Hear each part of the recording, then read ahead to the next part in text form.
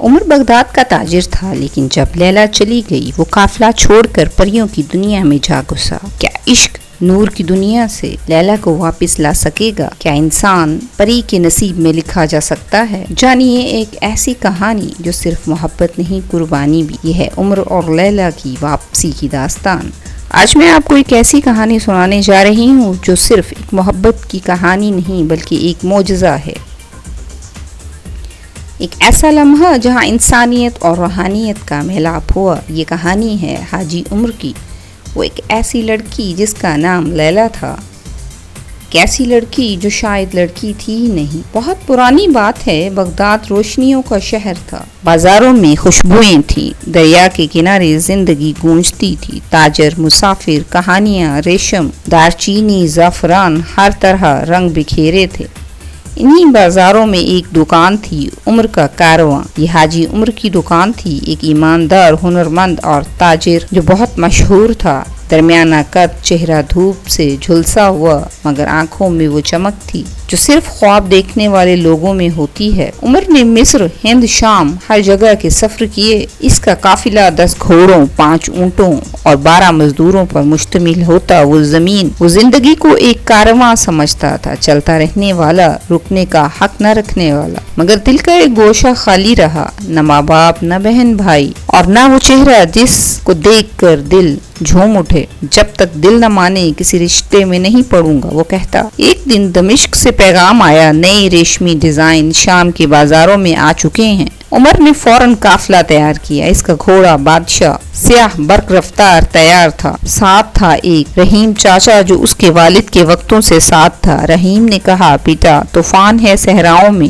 عمر نے کہا، تاجر وہی ہوتا ہے جو طوفان سے نہ ڈرے۔ سفر کے تیسرے دن جب سورج ریت میں ڈوب رہا تھا، قافلہ ایک نخلستان پر رکا۔ درختوں کے سائے ایک کنواں اور وہاں ایک لڑکی سفید چادر میں لپٹی، نیلی آنکھوں جسے آسمان کا ٹکڑا، چہرے پر اداسی، ہاتھ میں ٹوٹا ہوا گھڑا۔ عمر ٹھٹک گیا، جیسے وقت رک گیا ہو۔ لڑکی، یہاں کیا کر رہی ہو؟ وہ ڈری، نظریں اٹھائیں اور کہا، پانی لینے کے لیے آئی ہوں، گھڑا ٹوٹ گیا ہے۔ عمر نے پانی بھر کے دیا اور کہا، چاہو تو قافلے کے ساتھ چل سکتی ہو، صحرا خطرناک ہے۔ لڑکی مسکرا کر صرف اتنا کہا، میرا نام لیلا ہے۔ رات قافلہ رکا اور عمر لیلا کے پاس بیٹھ گیا۔ اس نے دنیا کی باتیں کی، بازاروں کے رنگ، مصر کی دوپہریں، ہنر کی راتیں۔ لیلا چپ چاپ سنتی رہی۔ پھر کیا؟ تمہارا دل بہت بڑا ہے عمر، تم نے میری مدد کی بنا جانے۔ عمر نے ہنستے ہوئے کہا، رحمت انسان کی سب سے بڑی دولت ہے۔ اسی رات لیلا نے قافلے کے ساتھ چلنے کا فیصلہ کیا۔ اگلے دن طوفان آ گیا، ریت کے بگولے، گھوڑے بتک گئے، قافلہ رک گیا۔ لیلا خیمے سے نکلی، ہاتھ بلند کیے اور طوفان تھم گیا، ہوا ساکت ہو گئی، ریت بیٹھ گئی۔ عمر نے یہ سب دیکھا اور خاموش ہو گیا۔ دل میں شک پیدا ہوا، یہ لڑکی کوئی عام لڑکی نہیں۔ رات کو عمر لیلا کے پاس گیا اور پوچھا، تم کون ہو؟ تم نے طوفان کو کیسے روکا؟ لیلا نے لمبا سانس لیا اور کہا، عمر، میں انسان نہیں ہوں، میں ایک پری ہوں، نور کی دنیا سے آئی ہوں، وہاں سے جہاں صرف روشنی ہوتی ہے۔ میں انسانوں کو دیکھنے آئی تھی، محبت کو سمجھنے آئی تھی۔ عمر خاموش رہا، اس کی آنکھیں بھیگ گئیں۔ اور اب اس نے پوچھا، لیلا نے کہا، اب میں جان چکی ہوں، انسان کمزور ہوتے ہیں مگر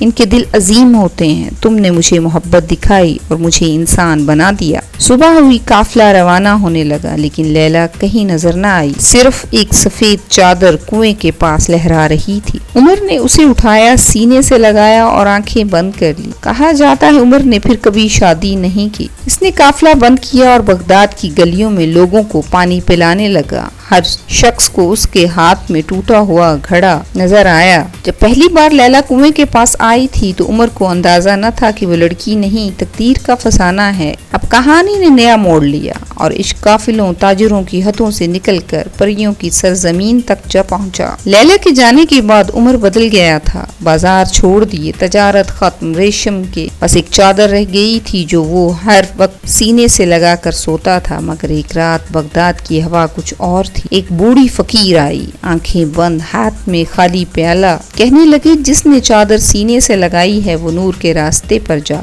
سکتا ہے اگر دل سچا ہے۔ عمر عمر چونک گیا۔ پرستان، کیا وہ حقیقت ہے؟ فقیر ہنسنے لگا۔ محبت اگر سچی ہو تو زمین سے آسمان نکل سکتا ہے۔ فقیر نے کہا، جب چاند اور سورج ایک ساتھ نکلیں اور تم چادر پہن کر کوہ نور کے نیچے کھڑے ہو جاؤ، دروازہ کھل جائے گا۔ عمر نے تیاری شروع۔ بادشاہ اور اس کا گھوڑا دوبارہ زین سے سجا۔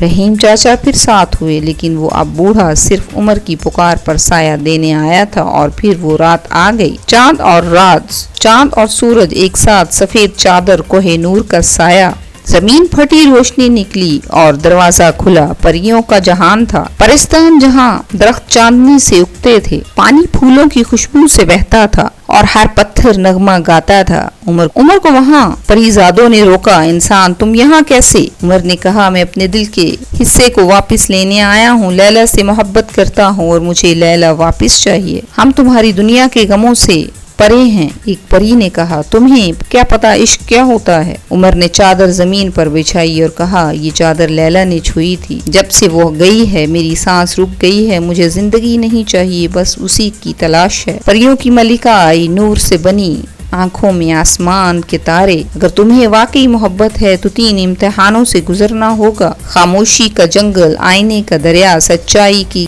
آگ۔ عمر نے کہا، لے آؤ جو بھی امتحان ہے، لیلا کے لیے جان بھی حاضر ہے۔ خاموشی کا ایک ایسا جنگل جہاں کوئی بھی آواز ہوتی تو عمر کی جان لے سکتی تھی، جہاں کوئی آواز نہیں، یہاں تک کہ دل کی دھڑکن بھی سنائی نہ دے۔ عمر چلتا گیا، ہر قدم پر یاد آئی لیلا کی ہنسی، اس کی آنکھیں، مگر وہ بولا نہیں۔ اس کی سانسوں کی آواز بھی گم تھی، کیونکہ اگر ایک آواز بھی نکلتی تو وہ ختم ہو جاتا۔ چلتے چلتے اس نے اس جنگل کو پار کر لیا۔ اگلا امتحان آئینے کا دریا تھا، جس میں اس کو دھوکے نظر آنے تھے، اور آخر میں اس کو اپنے ہی دھوکے نے روک لیا۔ یہ دریا عمر کو وہ چہرے دکھا رہا تھا جہاں اس نے دھوکا دیا اور دھوکا کھایا، اور آخر میں خود اس کا اپنا ہی چہرہ اس کی آنکھوں میں آ گیا، اور اس نے کہا، میں نے بھی لیلا کا اعتماد توڑا ہے، اور جس کی وجہ سے وہ مجھے چھوڑ گئی۔ اور یہی تھا آئینے کا دریا جس کو اس نے پار کر لیا اپنی غلطی کو مان کر۔ اور آخری امتحان سچائی کی آگ تھا جس سے اس کو گزرنا تھا۔ وہ آگ کا دریا تھا،